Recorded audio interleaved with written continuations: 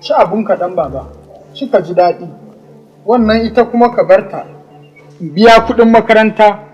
Kuɗi da yawa. Ki rasa namban da zaki ɗauko sai namba ɗaya. Kai kuma ka yi ƙoƙari don har yanzu baka gaje ni ba. Ni da ina makaranta namba 210 har ma gaba nake ci. Kai kuma yanzu ka ɗan fara ƙoƙari ka ci namba 70. Ka ci gaba haka. Ke kuma namba ɗaya ba? Ki rasa duk cikin makaranta namban da zaki ɗauko sai namba ɗaya. Salamu alaikum. Wa alaikum salam. Alhaji. To, na gan kana ma yaran ka fara lafiya ko? Yarinyar nan ta rasa namban da za ta ɗauka wai sai dai namba ɗaya. Wannan abun kunya ne. Ita da ta dauka namba 1 ta fi wancan da ya dauka namba 70.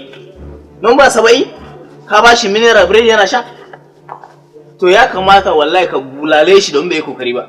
A'a ban yadda ba. Ta yaya zaka ce namba ɗaya ya fi a wani gari?